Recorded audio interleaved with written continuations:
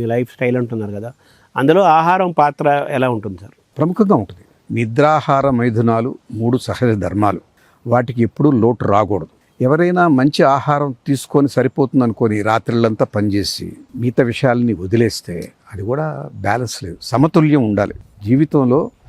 సమతుల్యత లేనటువంటి జీవితం అనారోగ్యానికి హేతు.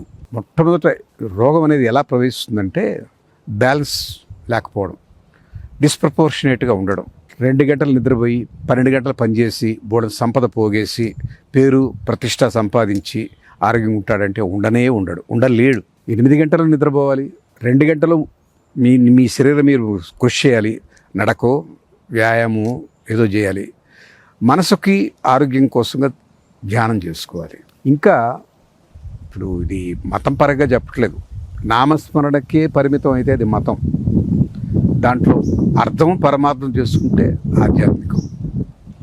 మనకెన్నో మంత్రాలు మన మహర్షులు ద్రష్టలు ఇచ్చారు. రామ మంత్రం, శ్రీరామ రామ రమే రామే మనోరమి. అది కేవలం రాముడిని మెప్పించడానికి మాత్రమే అనుకోకండి. రాముడు మెచ్చుకుంటాడేమో, నేను కాదన్ను. పదే పదే మన నామస్మరణ ఎవరు చేస్తే మనకు తృప్తి కలుగుద్ది. కానీ దేవుడు వీటికి అతీతం. ఆయనకి ఎవరో పొగిడితే పొగిడించుకోవాలని ఉండదు. అది మన స్వభావం, మానవ స్వభావం.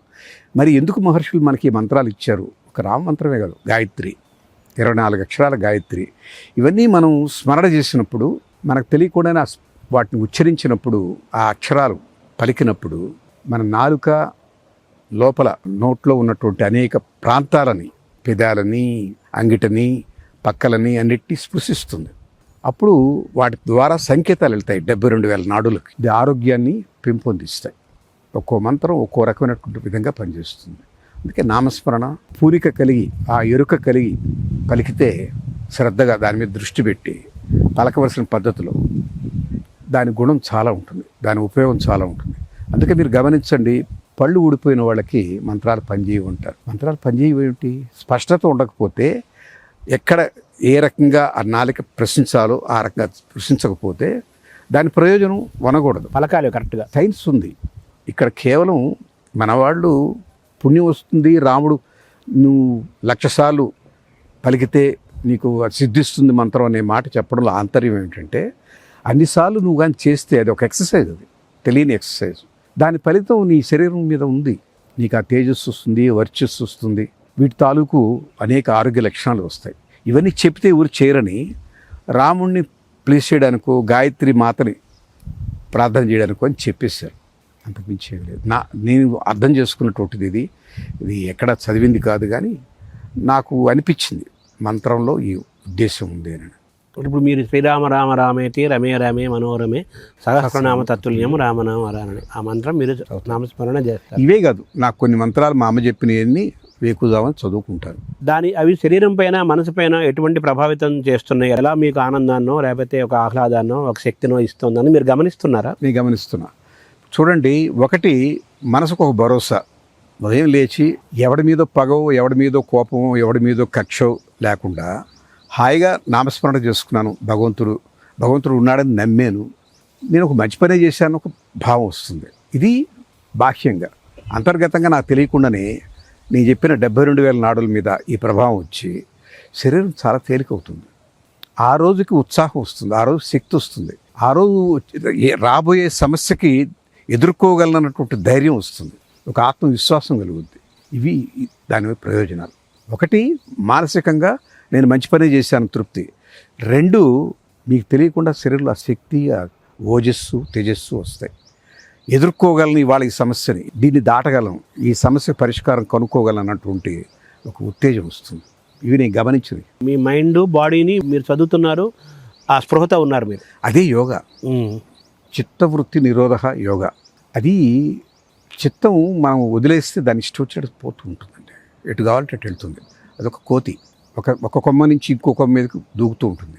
దాన్ని నిరోధించటమే సమస్థితి యోగం. సమస్థితి అంటే ఏంటంటే, మన శరీరం మనస్సు 2 వేరు. ఆ రెండింటినీ ఏకీకృతం చేయాలి. ఆ రెండింటినీ ఏకీకృతం చేసినప్పుడు శక్తి మీకు ఇనుముడిస్తుంది. ఒక మంచి పర్పస్కి ఎక్కువ శక్తి కావాలి, చెడ్డ పని చేయడానికి ఎక్కువ శక్తే కావాలి. చూడండి, పగబట్టిన వాడు కేవలం వేరే ఆలోచించడు, ఒక్క లక్ష్యం మీదనే ఉంటాడు. రావణాసురుడు అదే ఉన్నాడు కదా. అదే రకంగా అర్జునుడు ఉన్నాడు బెస్ట్కి. ఆ ఏకాగ్రత రావడానికే యోగా ఆత్మలో ఉన్నటువంటి శక్తిని, శరీరంలో ఉన్న శక్తిని ఏకీకృతం చేసి దాన్ని గరిష్ట స్థాయికి తీసుకువెళ్ళి దాన్ని ఉపయోగిస్తే దాని ఫలితాలు అద్భుతంగా ఉంటాయి. మీ దైనందిన జీవితంలో మీరు యోగ సాధన చేస్తున్నారా? మీరు చేస్తున్నాను. అంటే ఏం చేస్తారు సార్ యోగ సాధన అంటే? అవి చాలా ఉన్నాయి, అన్నీ చేయలేము. మీరు చేస్తున్నవి యమ నియమ అష్టాంగ యోగాలు ఉన్నాయి, చాలా ఉన్నాయి. నియమము ఆ తర్వాత అన్నిటికన్నా ముఖ్యంగా ధ్యానం, ధారణ, సమాధి, ఇవన్నీ కూడా ఉన్నాయి.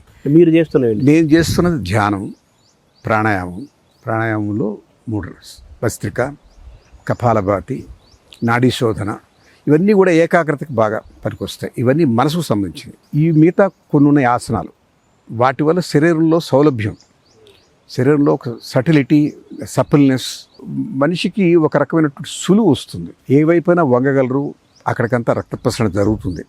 మీరు కొన్ని అవయవాలు వాడకపోతే వాటిలో అట్రిషన్ వస్తుంది, అంటే అవి నిరుపయోగం, మా అవసరం వీడికి లేదు అనుకొని అవి కుంచుకుపోతాయి.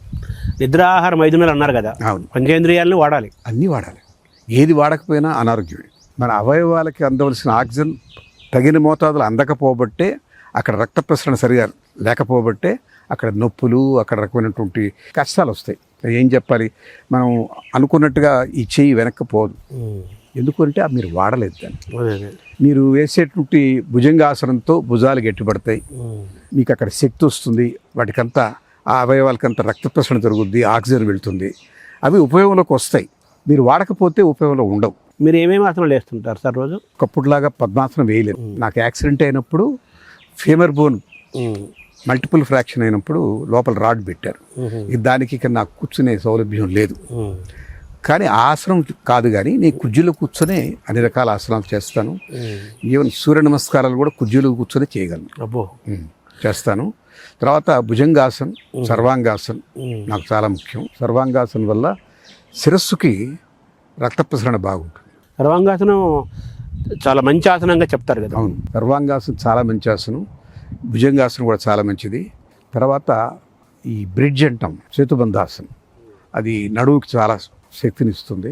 వంగిపోరు, మనిషి ఇంత వయసులో కూడా నిటారుగానే ఉంటాం, లేకపోతే ఇలా వంగిపోతారు. అది చేస్తాను.